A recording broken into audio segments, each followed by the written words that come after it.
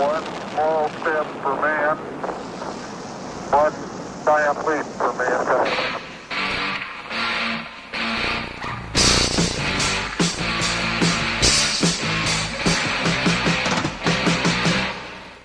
In the beginning was the music, but there was no one around to hear it. As the population grew in numbers, music grew in popularity.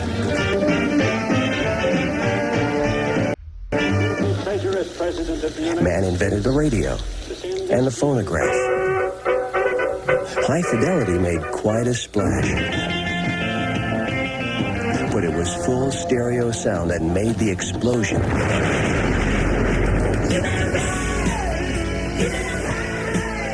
Soon television came along and gave us the gift of sight, but it was cable that gave us the freedom of choice. For a while it seemed there was nothing new on the horizon. Announcing the latest achievement in home entertainment, the power of sight, video, the power of sound, MTV, Music Television. This is it. Welcome to MTV Music Television.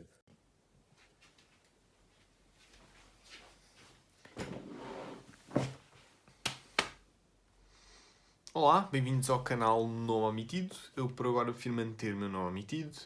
E para a reabertura aqui do canal, sim, este canal teve uns 5 temas diferentes. A única coisa que se mantém sou eu, que agora como esse início talvez seja a razão de todos os falhanços.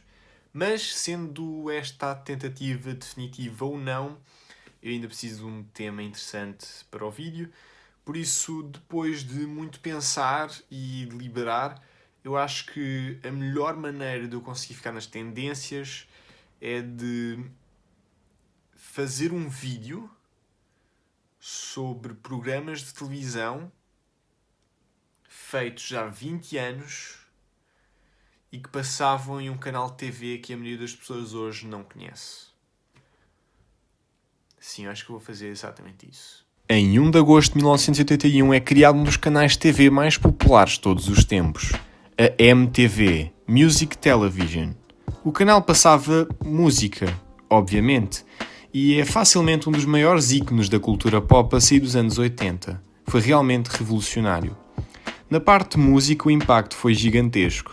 Se tu eras famoso, passavas na MTV, e para seres famoso, tinhas de passar na MTV. Durante muito tempo não houve outra maneira de atingir sucesso na indústria musical. Outro impacto na indústria foi a popularização dos videoclipes, que já existiam antes da MTV, mas com certeza nem perto da escala que atingiram durante os anos áureos da mesma. Hoje, a MTV e videoclipes caros e elaborados ainda existem, mas acho que é bastante claro que a MTV já foi ultrapassada em todos os sentidos, principalmente pelo YouTube e Spotify. O que, de uma certa maneira, é uma coisa positiva, porque assim a porta para o reconhecimento fica muito menos centralizada. A MTV passou por várias fases. Inicialmente quase toda a programação era de rock, como Bon Jovi ou Journey. Depois, nos anos 90, grande parte da programação ainda era rock, mas já havia uma grande representatividade do rap e hip-hop, como a Tribe Called Quest e Ice Cube. E depois, nos anos 2000, a MTV passou para a sua fase pop, com artistas como Britney Spears, Shakira e Black Eyed Peas, que foi a fase da MTV que eu vivi e que é, sem sombra de dúvidas, a melhor fase. Eu não estou a ser irónico. Mas mesmo nessas fases, quase todos os géneros minimamente populares tinham representação, desde o heavy metal até ao hip-hop, quando o hip-hop era mais marginalizado.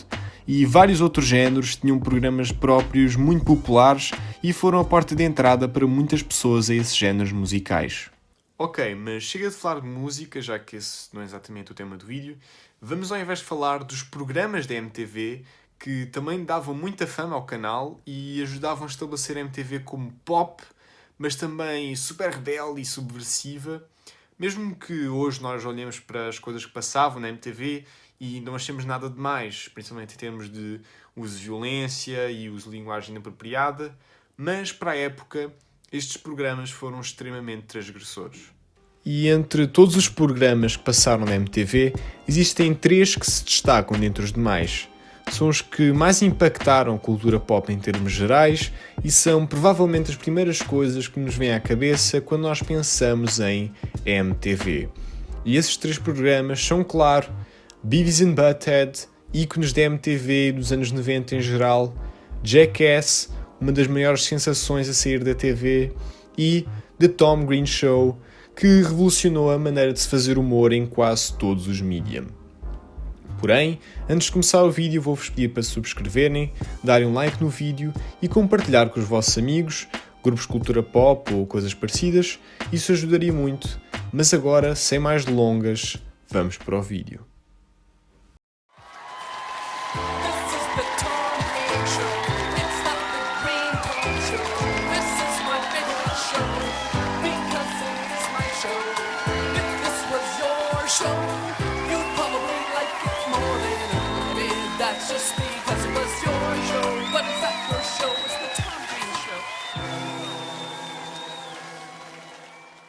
O Tom Green Show é sem sombra de dúvida o programa menos conhecido entre os 3 que eu vou falar, mas é talvez o mais importante entre os 3, pelo menos em termos de legado. Fica até difícil de explicar o impacto deste programa porque eu diria que mais de 70% do trabalho em humor hoje, seja na TV ou no YouTube, foi influenciado diretamente ou indiretamente pelo The Tom Green Show. O Tom Green Show era originalmente um programa de acesso público no Canadá que conseguiu ganhar notoriedade graças a um senso de humor arrojado e extremamente diferente de qualquer coisa que já tinha passado na TV. Lembrem-se que na segunda metade dos anos 90 a TV ainda era muito conservadora e puritana, por assim dizer, e era comum muitos programas de TV minimamente violentos ou adultos serem censurados, multados ou até tirados do ar, por razões... como é dizer isto? Estúpidas. O humor do Tom Green Show era realmente uma chapada na cara para a TV da época, e a cada programa exibido, o Tom Green Show estabelecia novas barreiras a serem quebradas na comédia, e até hoje algumas coisas podem ser consideradas impróprias. O programa consistia de partes feitas em estúdio, com uma plateia que podia sofrer ou não, e depois de sketches protagonizadas pelo Tom Green, que normalmente consistia de ele a entrevistar pessoas na rua, mas podia variar desde ele com um fato de mergulho a roubar dinheiro de fontes públicas a polícias gordurosos. Não esses. Esses.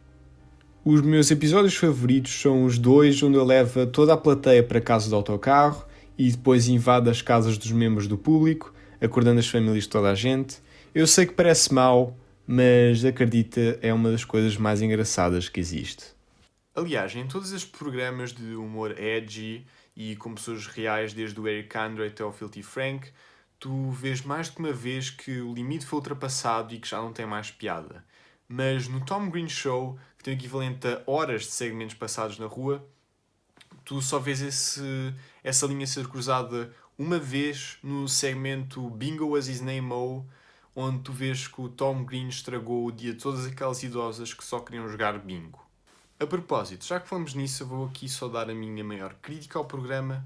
Eu refiro-me a certos momentos onde o Tom Green parece um psicopata, o que por si só não é mau, já que quase todos esses programas de humor nonsense e arrojado têm menos desses, mas como o Tom Green Show era um programa muito menos organizado e menos meticuloso, o humor pode-se rapidamente tornar bastante enfadonho ou até às vezes repetitivo.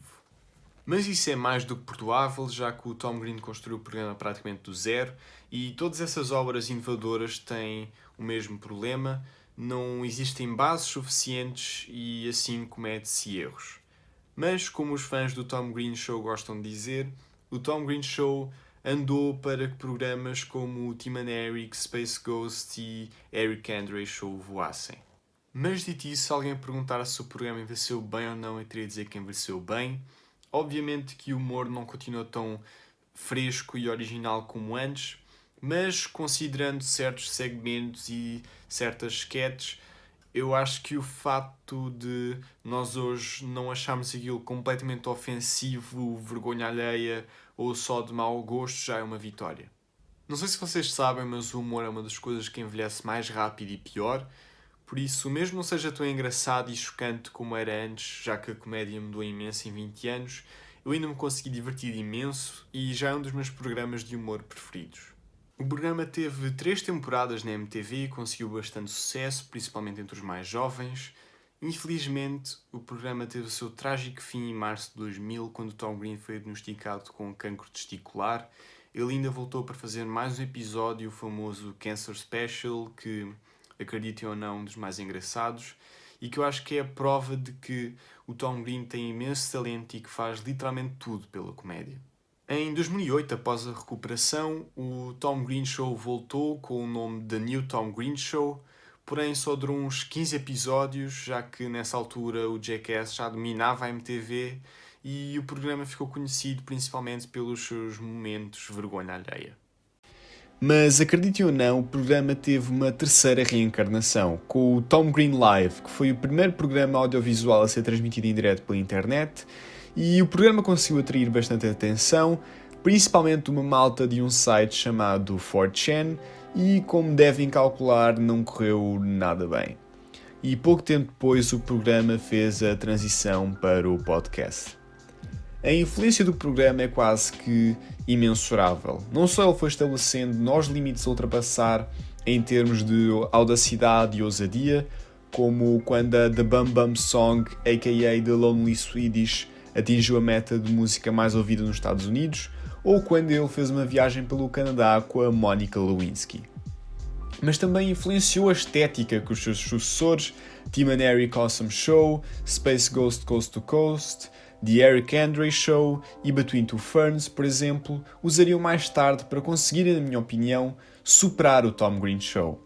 Mas a verdade é que sem o seu antecessor, eles nunca existiriam. E o mundo sem Tim and Eric e sem Eric Andre é um mundo que não merece ser vivido.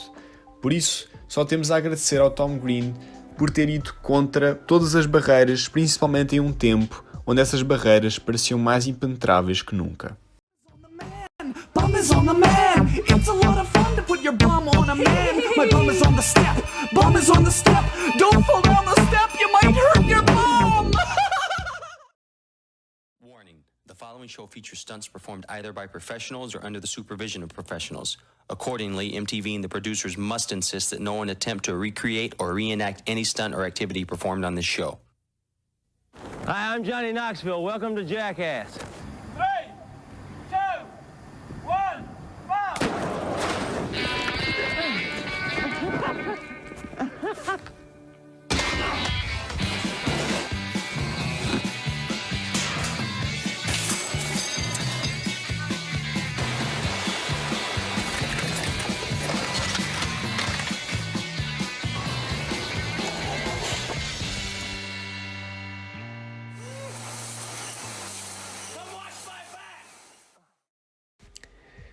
Jackass é, sem sombra de dúvida, uma das maiores sensações a sair dos anos 2000 e um legítimo fenómeno que rendeu uma franquia inteira de filmes com direito a spin-offs, jogos e uma porrada de merchandising. É difícil imaginar que o objetivo inicial de Jackass era ser um mero sucessor espiritual do Tom Green Show, mas depois foi um sucesso tão grande que apagou completamente o Tom Green Show da memória do público. Eu não vou gastar muito tempo a falar sobre Jackass porque, como o próprio nome diz, é estúpido, é idiota, é perfeito. Eu entendo perfeitamente bem se não gostares de Jackass. Não é para qualquer um, como já deves ter percebido, eu sou um grande fã, mas eu vi todos os episódios e todos os filmes quando eu mal tinha uns 10 anos, coisa que eu não recomendo para os pais ou futuros pais a ver este vídeo, porque no futuro o vosso filho pode se tornar em um youtuber. Sim, eu via Jackass quando eu não tinha idade para entender nem metade do que é que se estava a passar, e agora que eu entendo 2/3 eu acho ainda mais piada. Eu acho que os meus momentos favoritos são a Spermathon, que é exatamente o que o nome diz, uma maratona de esperma. Eles viram quem é que tinha o esperma mais rápido e eu não vou dar spoiler de quem ganhou, mas eu acho que é extremamente fácil adivinhar quem é que perdeu. Adivinha, o gajo que literalmente a cada episódio levava com alguma coisa nas bolas, o Johnny Knoxville. Eu já fiquei impressionado quando soube que ele conseguia ainda ejacular, quanto mais ter um esperma funcional, com muitas aspas, claro. E outro dos meus favoritos é a prank do terrorista no táxi, que é tão boa que eu nem vou dizer nada. Vejam um vídeo, está na descrição. Agora, acho que moralmente sou obrigado a dizer isto. Apesar do programa ser hilário, todos nós sabemos onde é que as atitudes dos participantes do programa os levaram. Quase todos tinham problemas de álcool e drogas, problemas que alguns até hoje não conseguiram ultrapassar, e acho que hoje certos segmentos do programa são extremamente difíceis de se ver, não só pelas lesões, claro, mas também por toda a decadência e desespero. Nós vimos eles a autodestruírem-se, literalmente, e, claro, são muito poucos os que hoje estão 100% bem. E pronto, eu acho que isso só devia ser mencionado. Dito isso, o programa depois teve vários sucessores espirituais, seja com membros da equipa original ou não, mas lentamente a chama do Jackass foi-se apagando e muitas pessoas hoje consideram o Jackass como um dos últimos suspiros da MTV, que depois disso se tornou basicamente em reality shows e Rob Dyrdek. Mais uma vez peço desculpa por não falar tanto sobre o Jackass. A verdade é que eu acho que toda a gente que está a ver este vídeo já está bastante familiarizada com o programa, por isso eu prefiro falar mais sobre os outros dois. E por falar nisso...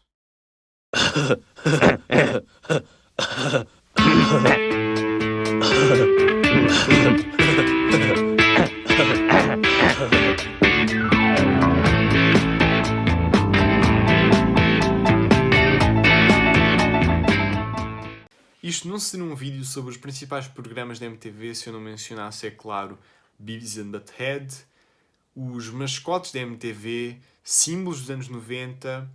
Este programa é dos clássicos. Aliás, a razão de eu estar a fazer este vídeo é que vai haver um reboot do Beavis and Butt-Head pela Comedy Central. Parece que a nostalgia dos anos 90 já está a bater forte. Space Jam, Men in Black, um dia era os anos 80 e no outro já são os anos 90.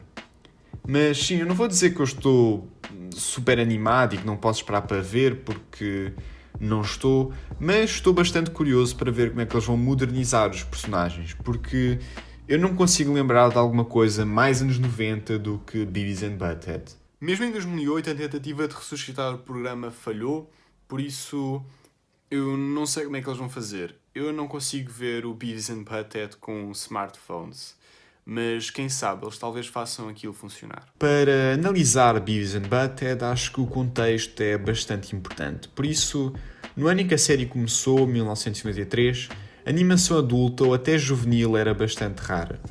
Principalmente na TV, a única coisa que havia era Simpsons e outras coisas menores. E quando o Beavis and Butt-Head chegou, mudou tudo. Como passava na MTV, que teoricamente era um canal para mais de 16 anos, Beavis and Butt-Head podia usar linguagem inapropriada e violência, mesmo que com restrições. Uma coisa que, principalmente em animação, tinha sido raramente vista. E eu sei, hoje Beavis and Butt-Head parece extremamente inofensivo. Hoje existe South Park, Rick and Morty e outros programas que usam e abusam da violência não só. Mas para o longínquo ano de 1993, era blasfémia. Houve o famoso episódio do incêndio. Para quem não sabe, sempre que o Beavis ou o Butt-Head tinha uma ideia, ao invés de aparecer uma lâmpada, aparecia sempre um isqueiro.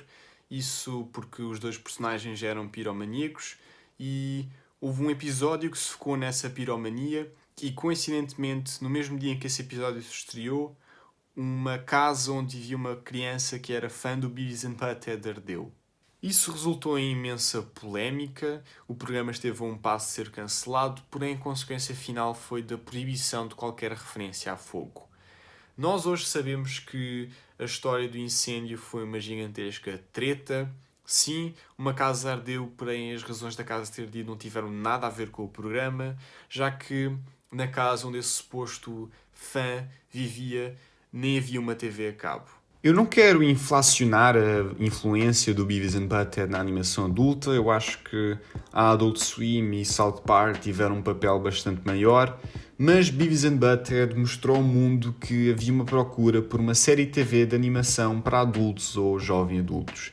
E acho que foi uma das peças essenciais para a revolução nas animações dos finais dos anos 90 e que perdura até hoje. O programa teve um spin-off bastante famoso, Daria, e até teve um filme, Beavis and Butt-Head, do America. E, para finalizar, acho que outro ponto de vista interessante de se ver Beavis and Butt-Head é que servia muito como um autocomentário, não só à MTV, mas também à audiência da MTV. Boa parte dos episódios eram eles a verem videoclipes e a dizer como todos eram estúpidos, mesmo que, pronto, todos nós sabemos quem é que eram os estúpidos daquela série. Portanto, eles eram quase como um Deadpool, um sinal de sobriedade, uma autocrítica bastante pertinente e necessária à própria MTV. O Mike Judge, que é o criador do Beavis and Butt-Head, também fez outras animações famosas, como King of the Hill, que agora, graças aos memes, está a voltar à ribalta. Porém, eu acho o Beavis and Butt-Head o melhor trabalho dele. Aliás, não só o melhor trabalho do Mike Judge, mas como também a melhor animação a passar pela MTV. E olha que isso não é dizer pouca coisa.